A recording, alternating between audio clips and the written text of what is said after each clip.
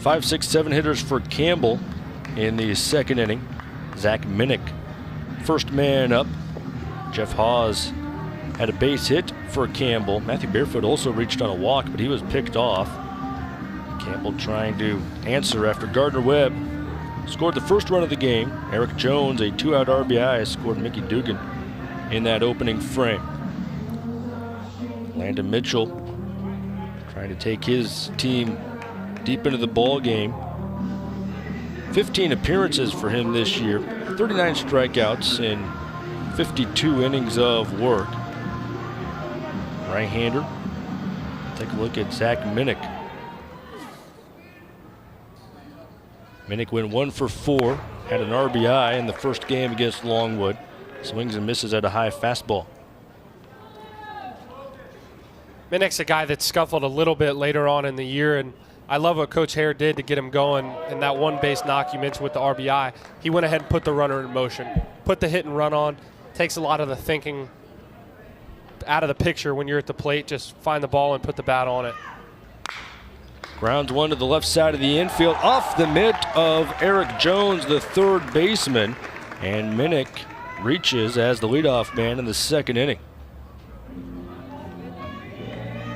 Defense is so important when you get into these long weeks with the conference tournament. It's one thing that Gardner-Webb has not done incredibly well on the left side is picking on defense, so something to keep an eye on as this game unfolds. E5 allows Minnick to reach. Ty Babin becomes the hitter. Babin hitting .242. This Campbell team, as a unit, had a .250 batting average. It was actually in the bottom half of the conference, so not a team that necessarily did it via that way. Almost another runner picked off. Minnick scrambling to get back to first base after Coons threw behind him. You're right, the batting average isn't necessarily there, but what makes them so good is that you mentioned the bullpen. Here's another look. I think he got it right. Minnick sliding to the outside part of the base certainly saved him there. Now Minnick takes his lead as a 1-0 pitch. Crosses the plate for strike one. But it's not only how good the bullpen is, but it's how deep their bullpen goes. They've got so many guys that have a lot of appearances. So that'll play big this week as they're able to run guys out an inning at a time without having to waste them for the next day. You do that, you put pressure on them in different ways on offense, and then it always helps to have a guy named Alan Winans on Friday night for you. Doesn't hurt at all. This Campbell team, behind Winans and others, won 8 of their 9 Big South Conference series. Runner goes, ground ball towards second base. Dugan charges, gathers, and makes the play to retire Babin. Just as you were talking about with Zach Minnick's at bat earlier in the tournament, this time Justin Hare forcing the issue, sending the runner in motion. Coach Hare loves to put pressure on the defense, whether that's bunts for hits, hit and runs, or just straight steals. You'll see him all day today and for the rest of the week. Always have something going on. Mentioned this Campbell team won 8 of its 9 conference series. As you take a look at Luis Jimenez with his .241 average from the right side.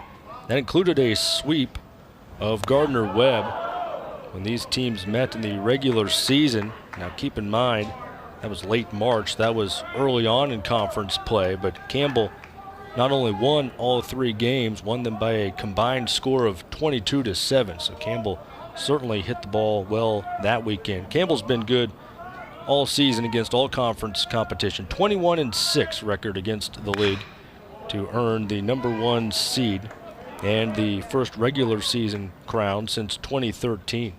I'd imagine that was addressed prior to the game on the Gardner-Webb side. As guys, look, that was almost another season. You got to reset. Both these teams are completely different than they were at the end of March, so I would imagine that he definitely broached that subject, because if, as a player, you're thinking about it. You go into this game knowing you've gotten the crap beaten out of you by these guys already. Pitches up and in, 2 balls and a strike to Jimenez.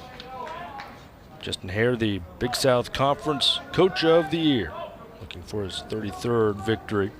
The other thing Campbell did was challenge itself in the non-conference slate. Not only did they go 21-6 against Big South competition, they played some tough teams out of the league. Ground ball through the left side of the infield. Minnick holds at third, And Jimenez has a base hit. Runners on the corners, one away for Bruce Myers. It's a fastball running back over the middle of the plate. Nothing too fancy, just gets the barrel on the ball and finds a hole on the left side. But Kyle, back to your point about the non-conference, that's becoming so important for these mid-majors. With the new RPI changes and putting a premium on road wins and protecting home turf, you'll see these guys load up with ACC, SEC, Southern Conference opponents during the middle of the week to try to boost that RPI.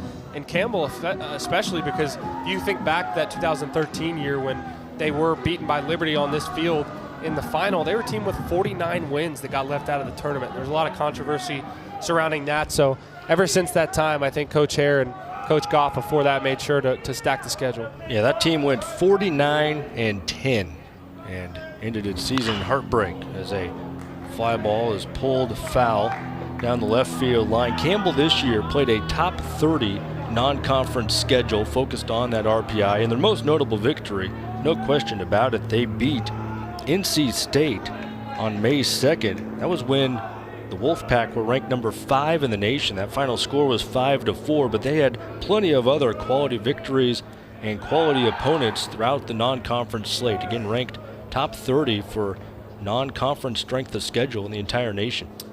And that's step one. I think the next step is, can you compete throughout the entire year against that kind of competition in order to put yourself in a spot for an at-large? I would expect that Coach Hare is thinking he's got to win the tournament to advance here. But yeah, I mean, that NC State offense, those guys are unbelievable when they swing the bats. So that's who Campbell's going to be able to hang with, is when they can run out there and neutralize a good offense with this pitching staff. Mitchell has checked on the runner at first base a couple times. Now he goes to the plate, and an 0-1 is fouled back. Jimenez at first base, 21 for 25 in steals. So certainly Mitchell is correct in keeping an eye on him with runners on the corners here. One down in the second inning. The runner at third, Minnick, reached on an error. So not necessarily the fault of Mitchell, but he still has to work out of this jam here, trying to keep his team in front by a run. Wouldn't be surprised if he takes off on a breaking ball. Instead, it's a high fastball, 1-2 the count. Especially if they're able here to read a dirt ball, a breaking ball that comes out of the hand, and he's able to get a little bit of a head start. Worst case, they come up throwing, you're able to take off at third base if you're Minnick and try to score that first run of the game for Campbell. Number 9 hitter Kyle Mehl on deck. 1-2 on the way. And it's lined foul past the first base concourse area. A few fans taking in the action on the first base side there, rocking chairs. There's a couple vacant rocking chairs right now. So if you want one, Alex, you have to go claim it right now. Well, if you can't find me, we know where I'll be. Oh, we'll find you. We'll put the camera on you. We'll say, there's Alex. He's abandoned us. He's over there in the rocking chairs. 1-2 is the count to Myers. Trying to even this score. Runner goes, pitches down in the dirt, just as you predicted, Alex. An off-speed delivery. Jimenez was going all the way, and he swipes second base, his 22nd steal of the season. And what it does, too, is it takes you out of the double play opportunity. So now anything, ground ball to shortstop, something hit to the right side is going to score a run. Now a base hit has a chance to give Campbell the lead if Myers can come through here. Minnick at third, Jimenez at second. Gardner-Webb with 4 hits on the board. Campbell has a pair of hits and looking for more in this second inning. You know, it's funny you mentioned the rocking chairs. That's one of the first things I did after my career was done when I came back to a game was, I'm going to go see what that view's like from the rocking chairs. How was it? It was great. Hit by a pitch, loads the bases. Kyle Mehl will step to the dish with the sacks full. Bruce Myers takes first base. That one runs in and gets Bryce Myers right on the left leg. If you're going to take a pitch, you'd rather it be right in that area. This team is not afraid to wear it. It's the 107th hit by pitch of the season for Campbell. That didn't just lead the league. That ran away with it compared to other Big South teams. Second most in the Big South Conference was Liberty with 74 hit batters. Again, Campbell 107 on the season, and it's part of the way Campbell fuels its offense. A lot of the hitters will crowd the plate. You saw there, Myers read that the pitch was inside. He's not getting out of the way of it. He's turning that left hip in a little bit. He's going to take it. And they do not get out of the way. I mean, there's no ifs, ands, or buts about it. If it's coming in and they get out of the way, they're going to get a firm talking to in the dugout. It goes hand in hand with just them putting pressure on the defense. Nothing's easy. Nothing's cheap. And this isn't the first year they've led the Big South and or the country in hit by pitches of late either. No, very true. Infield is playing in here. There's an inside fastball that just missed Mehl. The danger here for Mitchell, not only the bases loaded, one out, the infield drawn in, which is already a challenge in and of itself, but the man on deck is Matthew Barefoot. So this is really a tough spot for Mitchell, and right now he's going to receive a visit on the mound after he's fallen behind 2-0 to Mehl. And I think we had this same exact conversation 3 times on Tuesday night. You've got a guy like Kyle Mehl whose numbers are good, they're not great. But if, like you said, you sit there and you look at it, this is a huge at bat because not only do you have Barefoot, then you've got to get Haas and Christian Jones right behind him. So I'm sure he's out there right now just trying to settle him down because the last thing you want to do is put him on with a free pass here, bring the top of this lineup up with the bases loaded. Conversation ends, and we'll see how Mitchell tries to fight back against Kyle Mehl. The base is loaded. Minnick reached on an error by the third baseman to begin the inning. Then Minnick, running on a pitch, advanced to second when Babin grounded out to the second baseman. Jimenez with a base hit and a steal. Myers hit by a pitch. Infield remains drawn in with 1 out and a 2-0 pitch on the way. It's chopped down by Mehl.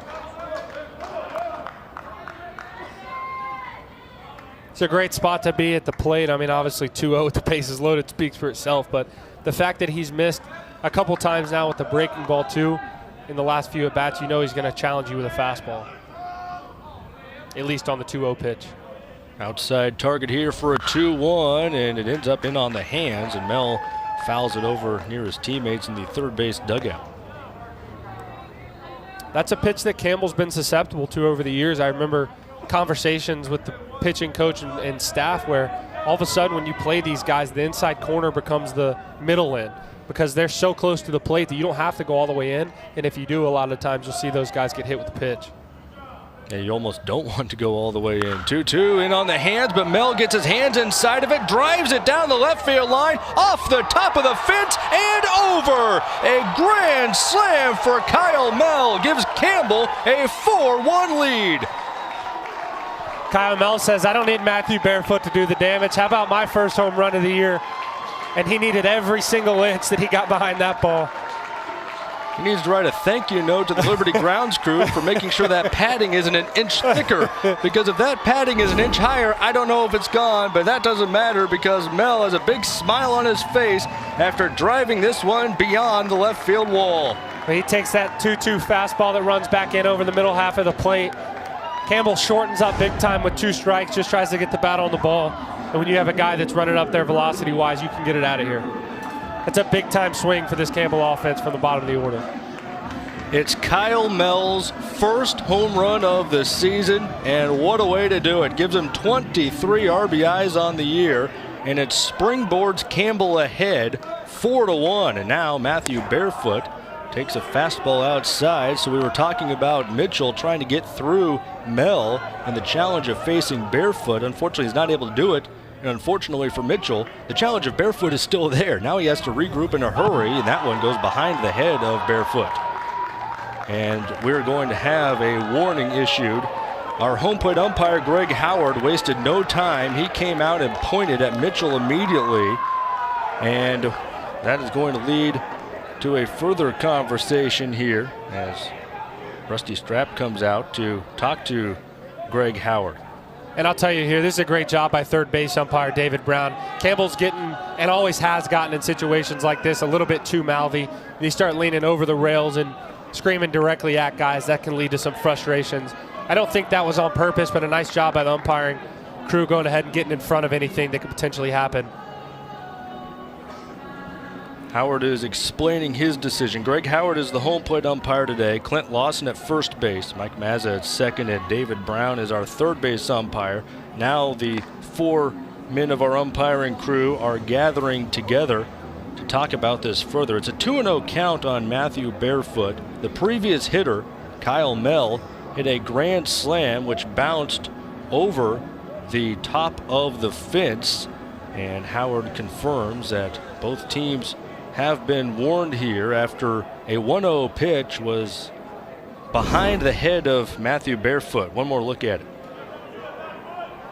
You see him miss over the head. Again, I don't know why he would do it on a 1-0 count. I don't think there was any intent there, but you never know. You get a bunch of college guys yelling at each other, anything can happen, so you always want to get out in front of it.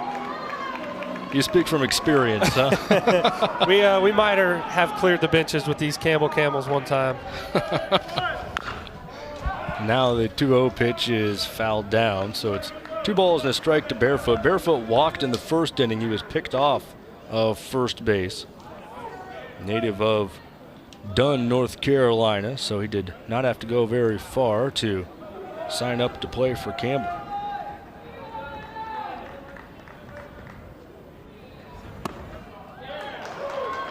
"2-1" hits the outside edge. 2 balls and 2 strikes. Barefoot, the leadoff man, in front of Jeff Haas. Still only 1 away in the inning. Mitchell trying to put away Barefoot. The 2-2. Fly ball to left field. Redmond is tracking it. Makes the routine catch. 2 gone. Base is clear for Haas. And you have to appreciate the energy and enthusiasm. Both these squads know what this game means. But I think from the umpires and the head coach's standpoint, you just want them to channel that towards your own guys and not start getting out there screaming at the pitcher, because that is when it tends to get a little bit rowdy. Haas had a base hit his first time, swings and misses at the first pitch. Made that comment about Dunn, North Carolina. It's actually where a lot of the teams stay when they play at Campbell, because there are no hotels in the Buies Creek area. Dunn is literally just a few miles down the road and a little bit more of a metropolis, if you will. A booming metropolis at that. Oh, let me tell you, the population at Dunn is just skyrocketing. It's almost at 10,000. It's 9,800 is the estimated count. If you're going to estimate it, why wouldn't you estimate it at 10,000? Give yourself a little more credit. But either way, Dunn is a little bit bigger than Buies Creek, where the actual campus of Campbell University is, but they really work hand in hand, almost create a quote-unquote metro area combined, so to speak. Have enough services between the area to accommodate all the needs of those living down there in North Carolina. 1-2 pitch, just misses. That one didn't miss by much, as you just mentioned. Mitchell certainly would have liked that, trying to get out of this second inning without any further damage. Here's a 2-2. And he does, able to get Haas swinging for his first strikeout of the game. Started with an error. Jimenez Myers reached in front of Mehl, who capped it off with a grand slam to the disbelief of Redmond.